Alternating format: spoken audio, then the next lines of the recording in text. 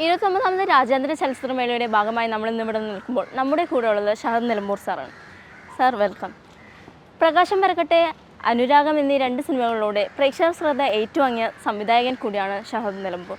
നമുക്ക് അദ്ദേഹം വന്ന വഴികളിൽ നിന്ന് തന്നെ തുടങ്ങാം. സാർ, ഞാൻ ഒരുപാട് കേട്ടിട്ടുണ്ട് സാർ കുറേ കഷ്ടപ്പെട്ടിട്ടാണ് ഈ സിനിമ എന്ന ഫീൽഡിലോട്ട് കയറി വന്നത്. അതിനെക്കുറിച്ച് ഒരു 2 വാക്ക് പറയാം.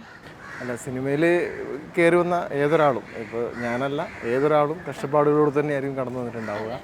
അപ്പോൾ എന്നെ സംബന്ധിച്ച് ഷോർട്ട് ഫിലിമുകളിലൂടെയാണ് ഞാൻ സിനിമയിലോട്ട് വരുന്നത്. 10ാം ക്ലാസ്സിൽ പഠിക്കുന്ന സമയം തൊട്ട് ഷോർട്ട് ഫിലിമുകൾ ചെയ്യുകയും അത് ആ സമയത്ത് 2009-10 കാലഘട്ടത്തിൽ അത്രയധികം ഷോർട്ട് ഫിലിമുകൾ ശ്രദ്ധിക്കപ്പെടാത്ത, അധികം ആളുകൾ ചെയ്യാത്തൊരു ഏരിയയിൽ നമ്മളത് ചെയ്യുകയും അത് ആളുകളിലോട്ട് എത്തിക്കാൻ ശ്രമിക്കുകയും അതുവഴി സിനിമയിലോട്ട് ശ്രമിക്കുകയുണ്ടായത്. പിന്നെ ഞാൻ വരുന്നതൊരു മലപ്പുറം ജില്ലയിൽ തന്നെ വളരെ ഓർത്തഡോക്സ് ആയിട്ട് ഒരു കുടുംബത്തിൽ നിന്നും ഓർത്തഡോക്സ് ആയിട്ടുള്ളൊരു ഏരിയയിൽ നിന്നുമാണ് വരുന്നത്. അപ്പോൾ അതുകൊണ്ട് തന്നെ ഏതൊരു സാധാരണക്കാരൻ അനുഭവിക്കുന്നതിലും കുറച്ച് കൂടുതൽ നമ്മൾ ഇതിലോട്ട് എത്തിപ്പെടാൻ, സിനിമ എന്ന് പറഞ്ഞ വേർഡിലോട്ട് എത്തിപ്പെടാൻ, ഒരു ഗ്രേറ്റ് ഫാദറോ അങ്ങനെ ഒന്നുമില്ലല്ലോ, നമുക്ക് ആരുമില്ല. അപ്പോൾ ആ ഒരു വഴി കണ്ടെത്തി അതിലൂടെ കണക്ട് ചെയ്ത് വരുവാൻ വേണ്ടിയിട്ടുണ്ടായ സ്ട്രഗിളുകൾ ഉണ്ട്. പക്ഷെ അത് ഏതൊരു സിനിമക്കാരനെ സംബന്ധിച്ചും അതൊരു പെയിൻഫുള്ളായിട്ടുള്ള ഓർമ്മകളൊന്നും ആയിരിക്കില്ല. അത് നമ്മൾ എപ്പോഴും അങ്ങനെ ഒരു സ്ട്രഗിളിങ് ഉണ്ടെങ്കിൽ മാത്രമേ നമ്മൾ ഉദ്ദേശിച്ച ഒരു പോയിന്റിൽ നമ്മൾ വന്നിരിക്കുമ്പോൾ നമുക്ക് സന്തോഷിക്കാൻ കഴിയുള്ളൂ. അതിപ്പോൾ ഇന്ന് ആലോചിക്കുമ്പോൾ ആ സ്ട്രഗിളിങ്ങുകളൊക്കെ ഏറ്റവും സന്തോഷകരമായിട്ടുള്ള നിമിഷങ്ങളാണ്. അതൊക്കെ ലൈഫിൽ സംഭവിച്ചുകൊണ്ടാണ് ഈ പോയിന്റിലോട്ട് വന്ന് നിൽക്കാൻ പറ്റിയെന്ന് ഞാൻ വിശ്വസിക്കുന്നു. ഞാൻ സാറിനെ കുറിച്ച് വായിച്ചിട്ടുള്ളത്, സാറ് വർക്കൊക്കെ ചെയ്ത് തന്നെയാണ് കുറേ ഹോട്ടലിലും കാര്യങ്ങളിലൊക്കെ വർക്ക് ചെയ്തിട്ടുണ്ടെന്ന് ഞാൻ ഏതൊരു ഇൻസ്റ്റഗ്രാം പോസ്റ്റിലാണെന്നാണ് വായിച്ചതായിട്ട് ഞാൻ ഓർക്കുന്നുണ്ട്. മാത്രമല്ല, സാറിനെ ഹെൽപ്പ് ചെയ്ത ഒരു വ്യക്തിനെ കൂടി സാറ് സ്പെഷ്യലി മെൻഷൻ ചെയ്തിരുന്നു. അദ്ദേഹത്തിനെ കുറിച്ച് 2 വാക്ക് പറയാം. ഇല്ല, ഇപ്പോൾ ഹോട്ടലിൽ വർക്ക് ചെയ്യുമെന്ന് പറഞ്ഞു കഴിഞ്ഞാൽ എറണാകുളം പോലത്തെ ഒരു വലിയ ടൗണിലെത്തുന്ന ഏതൊരു ആളുടെയും നമ്മൾ സർവൈവ് ചെയ്യണമല്ലോ. സർവൈവിങ് ആണ് ഒരു മനുഷ്യനെ സംബന്ധിച്ച്. അയാളുടെ ഉറക്കം, ഭക്ഷണം, താമസം, ഇതാണ് ഏറ്റവും മെയിനായിട്ട് നമ്മൾ നോക്കുന്നത്. ഇപ്പോൾ ലൈഫിലോ നമ്മൾ അത് തന്നെയാണ് അതിനെക്കുറിച്ച് തന്നെ ചിന്തിക്കുന്നതും. അപ്പോൾ ആ സമയത്ത് എനിക്ക് ഭക്ഷണം കഴിക്കുകയും അതിൻ്റെ കൂടെ തന്നെ സെർച്ച് ചെയ്യുകയും വേണം. രണ്ടും സംഭവിക്കണം. എറണാകുളത്തുള്ള ഓരോ ഡയറക്ടേഴ്സിൻ്റെ ഫ്ലാറ്റുകൾ കയറി പോകണമെങ്കിൽ നമുക്ക് കൃത്യമായിട്ട് നമ്മളെ കണക്ട് ചെയ്യുന്നൊരു ജോലി നമുക്ക് വേണം. നമ്മളെ ബുദ്ധിമുട്ടിക്കാത്ത, നമ്മളെ പ്രശ്നമുണ്ടാക്കാത്തൊരു ജോലി നമുക്ക് ഉണ്ടാവണം. അപ്പോൾ അങ്ങനെ നോക്കുമ്പോഴാണ് ഒരു പാർട്ട് ടൈമായിട്ട് അങ്ങനെ ഒരു വർക്ക് ചെയ്യുകയും ആ വർക്കിനനുസൃതമായിട്ട് വൈകിട്ട് നമ്മളൊരു 6 മണിക്ക് ജോലി കയറുകയും രാത്രി 11 മണി ജോലി ഉണ്ടാകും. പകൽ മുഴുവൻ നമ്മൾ ഡയറക്ടേഴ്സിനെ കാണുക, സിനിമ ഡിസ്കഷനിൽ പങ്കെടുക്കുക, അതിനെ ബേസ് ചെയ്തിട്ടുള്ള മൾട്ടിമീഡിയ ആനിമേഷൻ പഠനങ്ങൾ, എഡിറ്റിങ്ങുകളിലൊക്കെ പങ്കെടുക്കുക അങ്ങനെ പങ്കെടുക്കുക എന്നിങ്ങനെയൊക്കെ ആയിട്ടാണ് സിനിമാ സ്വപ്നങ്ങൾ. അപ്പോൾ കൂടുതലും ആളുകളെ മീറ്റ് ചെയ്യുക, അതായത് സിനിമാ സംബന്ധമായിട്ടുള്ള ആളുകളെ മീറ്റ് ചെയ്യണമെങ്കിൽ നമ്മൾ എറണാകുളം എത്തുക എന്നുള്ളതായിരുന്നു എന്നെ സംബന്ധിച്ച് ആ സമയത്ത്.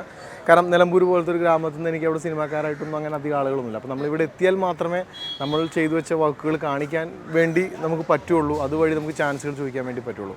അപ്പോൾ അങ്ങനെ വന്നതാണ്. അപ്പോൾ എന്നെ സഹായിച്ച ഒരു വ്യക്തി എന്നല്ല, ഒത്തിരി വ്യക്തികളുണ്ട്. എനിക്കൊരു ഹോട്ടലിൽ ജോലി തന്ന് എന്നെ സിനിമയ്ക്ക് വേണ്ടിയിട്ട് പോകാൻ വേണ്ടി പ്രേരിപ്പിച്ച ബിജോയ് ചേട്ടൻ, എന്നെ എറണാകുളത്തോട്ട് കൊണ്ടുവന്ന വിജയകൃഷ്ണൻ ചേട്ടൻ തുടങ്ങി ഒരുപാട് പേര് നമ്മളെ സപ്പോർട്ട് ചെയ്തിട്ടുണ്ട്.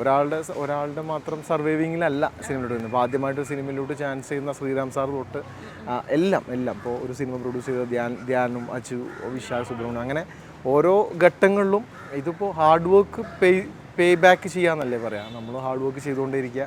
അപ്പോൾ ഒരു വഴിയില്ലെങ്കിൽ, നിങ്ങൾ പറഞ്ഞു കുറച്ച് നേരം കഷ്ടപ്പെട്ടു, സ്ട്രഗിൾ ചെയ്തു എന്നൊക്കെ, അതൊന്നും കഷ്ടപ്പാടും സ്ട്രഗിളിംഗ് ഒന്നും അല്ല. കഷ്ടപ്പാടും സ്ട്രഗിളിംഗ് ഒന്നും ഇല്ലെങ്കിൽ സിനിമയിലോട്ട് എത്താനും പറ്റത്തില്ല. ഈ ഒരു ലോകത്തിലോട്ട് നമ്മളിങ്ങനെ ഒരു കടലാണ്. ആ കടലിൽ നമ്മളൊരു വഞ്ചിയെങ്കിലും തുഴയെങ്കിൽ അത്രയും ഹാർഡ് വർക്ക് ഉണ്ടായേ പറ്റുള്ളൂ. അപ്പോൾ ആ ഹാർഡ് വർക്ക് ചെയ്യുമ്പോൾ ഓട്ടോമാറ്റിക്കലി ഓരോ ആളുകൾ തിരയായിട്ടും പിന്നെ കാറ്റായിട്ടും തുഴയായിട്ടും വഞ്ചിയായിട്ടൊക്കെ നമ്മളെ ഹെൽപ്പ് ചെയ്തുകൊണ്ടേയിരിക്കും. അങ്ങനെ ഒരു ഹെൽപ്പിങ് അതിപ്പോൾ നമ്മളും ആ ഒരു പോയിന്റ് കഴിയുമ്പോൾ നമ്മളും അങ്ങനെ ചില ആളുകൾക്ക് ചെയ്യുന്നുണ്ടാവുമായിരിക്കും. കാരണം നമ്മൾ കടന്നു വന്ന വഴികൾ അങ്ങനെ ആകുമ്പോൾ നമ്മളും നമ്മളാൽ കഴിയുന്ന ഒരു കൈ കൊടുക്കാൻ പറ്റുന്ന സ്ഥലങ്ങളിൽ കൊടുക്കുക. അതിന് അത്ര വലിയ സഹായം എന്നല്ല, പക്ഷേ അത് ചെയ്തുകൊണ്ടേ ഇരിക്കണം. അപ്പം മാത്രമേ അത് ഇനിയും കുറേ ആളുകൾ വരുള്ളൂ, കുറേ കഴിവുള്ള ആളുകൾ പുറത്തുണ്ട്. അങ്ങനെ ഇപ്പോൾ പുതിയതായിട്ട് ഏതെങ്കിലും സിനിമ ചെയ്തുകൊണ്ടിരിക്കുന്നുണ്ടോ? ഇപ്പോൾ പുതിയ സിനിമയുടെ പണിപ്പുരയിലാണ്. എഴുത്ത് നടക്കുന്നു. 2ഓളം സിനിമകൾ എഴുത്ത് പരിപാടി നടക്കാൻ, കുറച്ച് വലിയ സിനിമകളാണ് പ്ലാൻ ചെയ്യുന്നത്. അപ്പോൾ അതുകൊണ്ട് തന്നെ അതിൻ്റെ ആയിട്ടുള്ള വിശാലമായിട്ടുള്ള ഡിസ്കഷൻസും മീറ്റിങ്ങുകളും പ്രൊഡക്ഷൻ മീറ്റിങ്ങുകളും ആർട്ടിസ്റ്റ് മീറ്റിങ്ങുകളൊക്കെ നടന്നുകൊണ്ടിരിക്കുന്നു. വൈകാതെ അനൗൺസ്മെൻറ്റ് ഉണ്ടാവും എന്ന് വിശ്വസിക്കുന്നു. ഓക്കെ, എത്ര നേരം നമ്മളോട് ടൈം സ്പെൻഡ് ചെയ്ത ഷഹദ് നിലമ്പൂർ സാറിൻ്റെ എൻ്റെ എല്ലാവിധ ആശംസകളും. Thank you. മരിയൻ കോളേജിലെ കുട്ടികൾക്കും എനിക്ക് ഹൃദയബന്ധമുള്ള സ്ഥലമാണ്. ഞാൻ അവിടെ ഷൂട്ട് ചെയ്തിട്ടുള്ളതാണ് ഒരു പടം. അപ്പോൾ അതുകൊണ്ട് തന്നെ ആ കോളേജും അവിടുത്തെ സ്റ്റാഫുകളും ആളുകളൊക്കെ നമ്മൾ വളരെ സൗമ്യമായിട്ട് പെരുമാറിയിട്ടുള്ളതാണ്. എനിവേ, നിങ്ങളോടും ഒരുപാട് നന്ദി. Thank you.